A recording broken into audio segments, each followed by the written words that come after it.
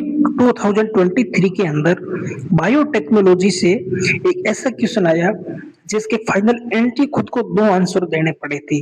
But हम लोग जब एनसीईआरटी को बायोलॉजी के अंदर पढ़ते हैं तो हमें एनसीईआरटी को मानकर एक ही आंसर देना है और वो एक आंसर ही फाइनल माना जाएगा। तो ये क्वेश्चन था जब जो डीएनए है उसको रिकॉम्बिनेंट डीएनए को अरेंज करना और फाइनली होस्ट के अंदर कैसे ट्रांसफर करते हैं। तो इसके जो स्टेप दिए गए जो एनसीईआरटी की जो स्क्रीनशॉट आपको यहाँ सामने दिखाई दे रहा है जिसमें सबसे पहले एनसीईआरटी के अंदर भी ये लिखा है कि cutting of DNA at specific location bye restriction enzyme और दूसरा कटिंग के बाद इसमें लिखा गया isolation of desire DNA fragment. तो सबसे पहले बी इज देन सी, उसके बाद में डी ऑप्शन है amplification of gene of insert using और लास्ट में आ जाता है कि डीएनए को होस्ट के अंदर ट्रांसफर किया जाता है। इस हिसाब से ये चौथा आंसर बैठ रहा है। बट कुछ लोग इसके अंदर कंफ्यूज हो गए थे बी और सी ऑप्शन के अंदर।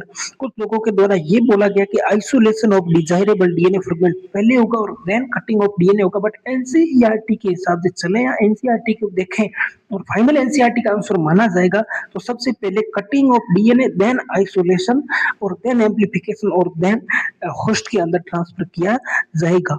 तो यही आंसर फाइनल माना गया था और आप बिल्कुल एनसीईआरटी को फॉलो करें। ऐसे क्वेश्चन या ऐसे कंट्रोवर्सी से बचने के लिए अपने एनसीईआरटी के फाइनल आंसर को माने और ऐसी सीक्वेंस बेस्ड क्वेश्चन और इंफॉर्मेटिव वीडियोस के लिए मुझे जरूर फॉलो करें। Thank you.